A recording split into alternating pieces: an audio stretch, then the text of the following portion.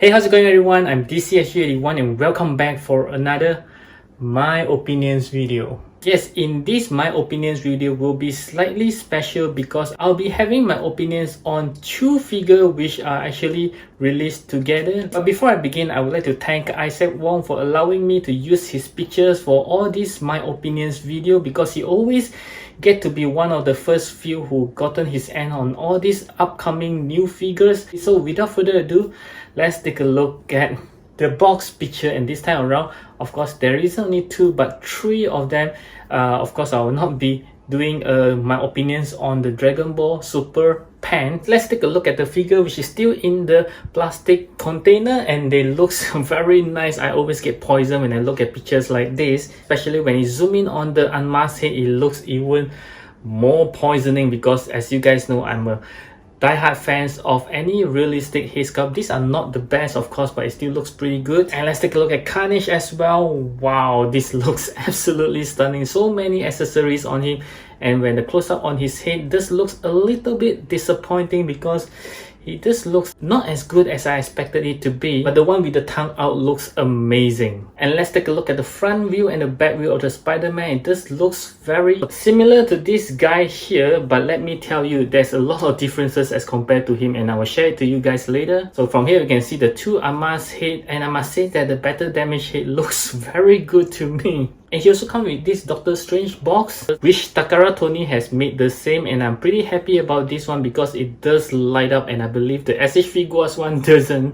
And this picture actually shows that the head can be actually put onto the black and gold suit Spider-Man as well. It comes to comparison with this guy here, and let's take a look. Wow, so the new Spider-Man does bulk out a little bit. He looks more muscular, but upon looking closer, you can see that somehow the head and the body is of different color, but the back view does looks very good, especially the spider symbols and the gold does looks very prominent. And from this comparison as well, you can see that he looks a lot bulkier even when compared to Tobey Maguire's Spider-Man. Well, that doesn't seem right.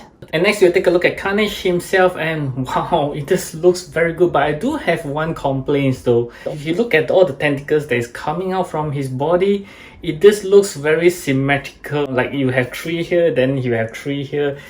It doesn't work that way. Okay, the symbiotes can come out anytime. It doesn't have to be balance between the left and the right. And another thing is those hole on his back is not removable like Venom, whereby we do have interchangeable parts. Somehow for Carnage it's not changeable, because if you look at this picture, it doesn't come with any parts for the change of the back. So at a lot of pictures from Isaac Wong, if you take a look right now, you can see that if he didn't put the tentacles on, you can see there's those unfinished tentacles, which looks very odd. Now this picture shows the heads that it comes with. Yes, the one with the tongue out looks absolutely gorgeous, but the one without the tongue, it just looks kind of disappointing, at least to me. As for the size comparison, yes, I think Tamashii Nation has done him pretty well. It's a very good scale.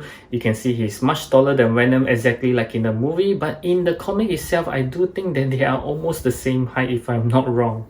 So in my opinion, for those of you who already gotten this Spider-Man, I think it's okay for you to actually pass the so-called final battle Spider-Man, because there is no battle damage on the Spider-Man except for a few scratches here and there, and the unmasked battle damage hit, which looks pretty good, but I don't think it's worthwhile to collect. Unless you don't have this guy here, then yes, you might go for it. As for Carnage, yeah, it's kind of disappointed because I thought they would be doing as good as this Venom here. The back without the interchangeable parts, whereby you have to put the tentacles all the time, this seems like a turn off to me. Unless you want the tentacles on him all the time, then I guess it's fine, but somehow for me, I do think that the price is a major big no to me.